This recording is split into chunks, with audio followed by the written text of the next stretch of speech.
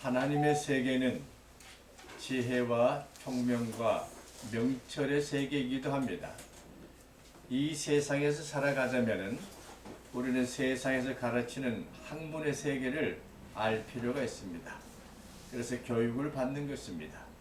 성경 속에서 가장 하나님의 세계에 대한 지식과 지혜와 총명과 명철을 가지고 다스린 사람 중에 대표적인 사람을 들으라 하면은 물론 아담과 이브일 수가 있습니다. 그들의 영적인 수준은 예수님이 가지셨던 수준과도 거의 비슷하다고 해야 할 것입니다. 왜냐하면 아담은 모든 생물이나 동물에 대해서 깊이 인식했을 뿐만 아니라 동물의 이름을 정확하게 그 성격에 따라서 지을 수 있을 만큼 뛰어난 총명과 지혜를 가진 존재였습니다. 예수님은 그래서 두 번째 아담으로서 오셨다고도 했습니다. 그런데 보면 이 다니엘과 같은 사람을 한번 생각해 보십시다. 다니엘은 그 당시에 가장 뛰어난 지식과 총명과 명철과 재조를 가진 사람으로서 학문에 뛰어났을 뿐만 아니라 영적인 세계, 하나님의 세계에 대해서도 철저하게 뛰어난 존재라고 하는 것을 우리는 알게 될 것입니다. 사실 박수와 술객들보다도 10배나 더 많은 질문에 대답할 만큼 뛰어난 인식은 그가 영적인 세계, 다시 말해서 꿈의 세계, 몽조의 세계, 이와 같은 세계에 대해서 하나님과 교통할 수 있었기 때문에 그렇습니다. 인간은 인간 문화 속에, 문명 속에 속해 있지만은 다니엘은 두 가지 세계를 공존하고 있습니다. 이 지상적인 지식의 세계와 현상 세계와 하나님의 본질적인 세계를 또한 공유하고 있었기 때문에 하나님의 신성한 지식을 그대로 가질 수 있었다고 우리는 볼 수가 있는 것입니다. 그렇죠? 그렇다면은 그가 가진 그것을 우리가 오늘 신앙생활 속에서 공유하고 있는 진리를 다시 생각해 볼 때에 에덴이라고 하는 것은 시간적인 것도 있지만 공간성이라고 하는 것을 우리는 알아야 할 것입니다. 그러니까 우리 자신들도 다니엘처럼 하나님과 교통할 수 있는 그 공간성을 지니고 있다, 이렇게 보아야 할 것입니다. 그 공간 속에서는 어떠한 일이 일어나고 있습니까? 하나님의 세계는 생명 세계요, 하나님과 인간과 모든 우주는 관계의 세계인 것입니다. 예수 그리스도께서는 이와 같은 관계의 세계를 아버지와 나와 너희들이 하나라고 말씀해 주셨습니다. 다니엘은 그와 같이 하나님의 세계와 나의 세계와 바벨론의 세계와 유다인들의 세계, 이 전 세계를 하나로 보았습니다. 하나의 통합적, 요즘 말로 하면 홀리스틱이라는 그런 말을 쓸 수 있게 통전적인 세계관을 가지고 있었다, 이렇게 볼 수가 있습니다. 에덴을 회복하고자 하는 사람은 반드시 통전적인 인식을 할 필요가 있습니다. 부분적으로 이해할 것이 아니라 하나님의 세계를 온전하게 하나로서 가질 수 있는 일이 있어야 하는데, 그것이 바로 하나님의 세계를 온전하게 받아들일 수 있는 인식의 통로를 개발해야 하는 것입니다. 다니엘은 그런 면에서 이 세상의 지식도 중요하지만은 하나님의 세계에 대한 철저한 인식의 과정을 다 겪었다고 볼 수가 있는 것입니다. 그렇죠? 그렇게 하자면 우리는 어떻게 해야 되겠습니까?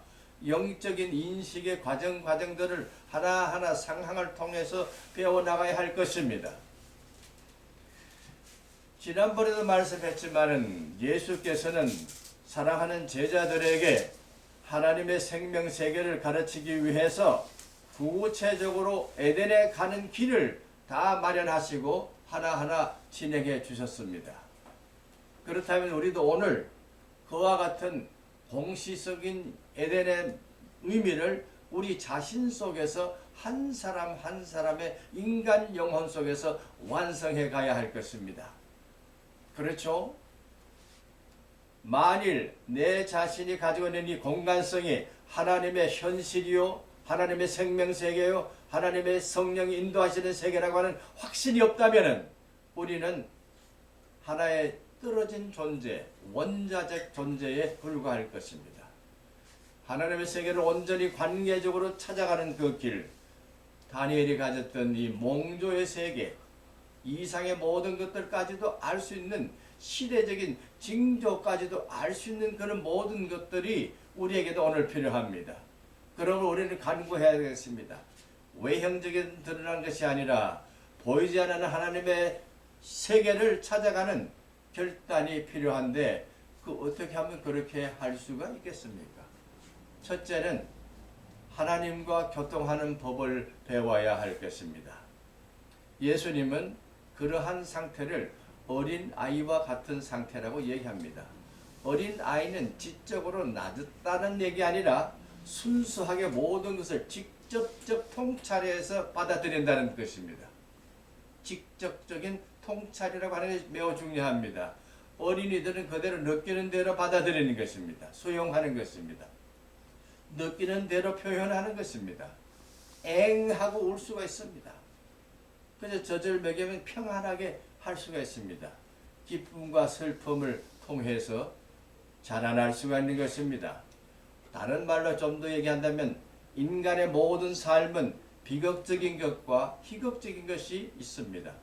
예수님의 비유를 보더라도 희극적인 비유와 소위 그 비극적인 그 비유가 있지 않습니까? 뭐 예를 들면은 이 첫째 아들과 둘째 아들의 얘기를 보면 첫째 아들은 희극적이죠. 그러나 둘째 아들 비극적일 수가 있습니다. 그러나 그 비극적인 삶을 통해서 하나님과 함께 즐길 수 있는, 잔치할 수 있는 기쁨도 있는 것입니다. 이 두 가지 세계를 통해서 쌍곡선을 걸어가면서 우리들은 삶을 영위할 필요가 있는 것입니다. 그러기 위해서 첫 번째 우리가 배운 대로 방법론적인 면에서 상황을 통해서 메시지를 찾아내야 된다 하는 것입니다. 구체적인 상황을 통한 경험 속에서 내가 그 상황 속에서 주어지는 모든 현상과 그 일어나는 모든 것 속에서 하나님의 지혜를 찾아낼 수 있는 통찰력, 그것이 바로 명철한 지혜가 되는 것입니다. 사실 이와 같은 생각을 우리들이 좀 더 폭넓게 생각해 본다면은 그 다음 단계로 또한 진입해야 될 것입니다. 하나님과 관계된 세계는 무엇인지 모르게 상상의 세계이기도 합니다. 상상력을 길러내야 합니다. 예수님은 제자들에게 상상의 세계를 열어주셨습니다. 비유의 세계를 통해서 하나님이 가지고 있는 창조의 질서의 세계를 하나하나 가르쳐 주시고 인간과 인간 사회에서 어떻게 하면 존재할 수 있느냐 하는 것도 잘 가르쳐 주셨습니다. 그러므로 인간이 가지고 있는 가장 높은 지성은 뭐냐? 창조적 상상력의 세계입니다. 우리 하나님의 세계를 찾아가는 사람들이 늘 이와 같은 창조적인 상상의 세계를 그리지 않는다면 에덴은 먼 곳에 있을 수밖에 없습니다. 예수님께서 주장하신 것은 무엇입니까? 외형화된 것으로서 모든 것을 결정하지 않으시는 분. 예수를 메시아로 만들려고 하실 때 예수님은 그것을 거부하셨습니다. 모든 것을 외형적으로 영광스럽게 나타내고자 하는 것들을 예수님께서 거부하시고 오히려 겸손하시고 오히려 그런 면에서 그러한 것을 하나의 비극으로 받아들이신 것입니다. 유대인들이 가지고 있는 그 당시의 참혹한 상태를 비극으로 보시고 본인 자신이 오히려 비극적인 삶을 선택하셨습니다.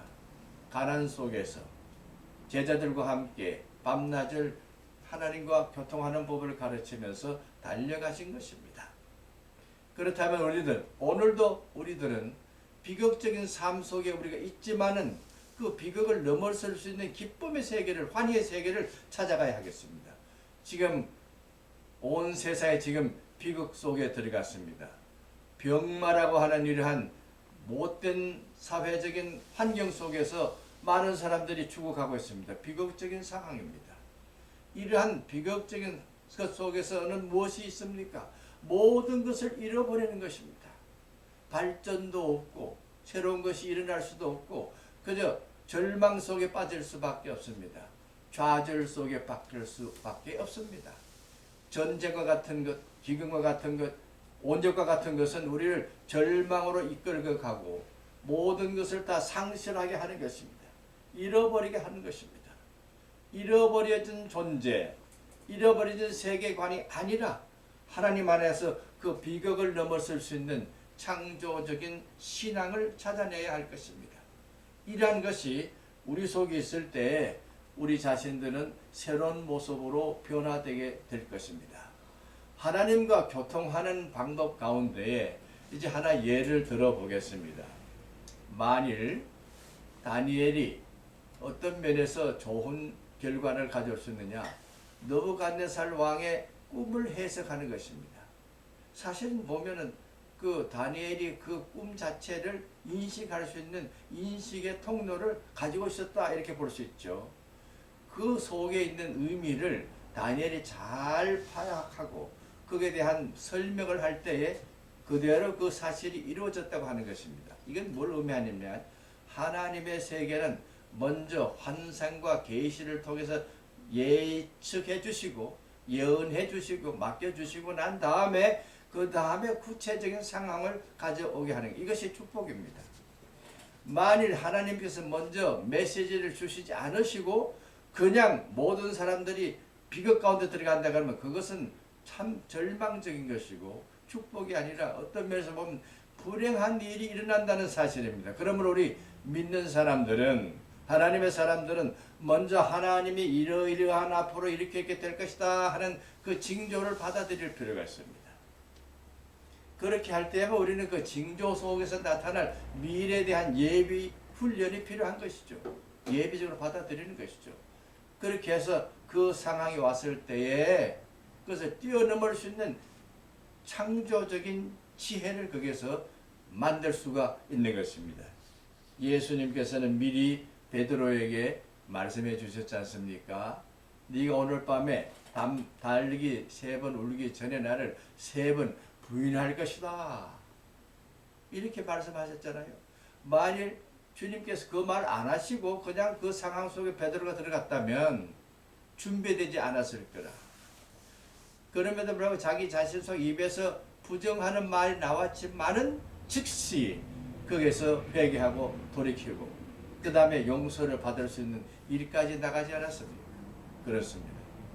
우리가 몽조와 이상의 세계를 알려면은 먼저 하나님께서 우리에게 보여주시는 새로운 방언의 세계, 꿈의 세계, 미래 예측하는 그러한 것들을 보여주실 때에 그렇게 직관적으로 우리가 그걸 느낄 때 그것을 가지고 거기에 대한 영적인 분별력을 찾아내는 지혜가 필요할 것입니다. 우리가 이제 에덴을 회복하는 데 있어서 인식의 문제를 말했는데요. 오늘 기독교 상담 심리학자들이 발견한 인간의 존재 양태는 다양한 것으로 이렇게 되어 있다, 원처럼 되어 있다, 그렇게 생각합니다. 그리고 그 중심은 영적인 것이 하나님과 연결되어 있다. 그래서 그것을 영성이라고 이렇게 얘기합니다. 하나님의 전체 세계를 받아들일 수 있는 인간이 가진 인식의 구조는 다양하다, 그것이. 그래서 그들은 첫째적으로 합리성의 세계를 얘기하는데 4가지 면에서 합리성이 있다고 합니다. 첫째, 지적인 발달. 둘째는 도덕적인 발달. 셋째는 사회적인 법적인 발달. 마지막에는 신앙적인 발달. 그것이 합리적이고 이성적인 것이라는 것입니다.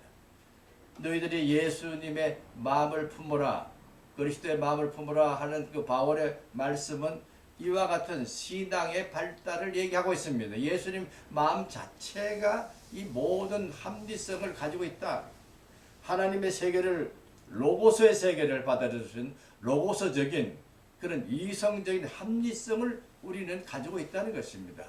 그러므로 그리스도인들이 영적으로 나갈 때에 신앙의 발달은 반드시 필요한 것입니다.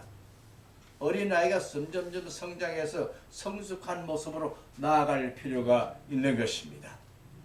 그뿐만 아니라 우리는 행동을 통해서 경험을 하게 되어 있습니다.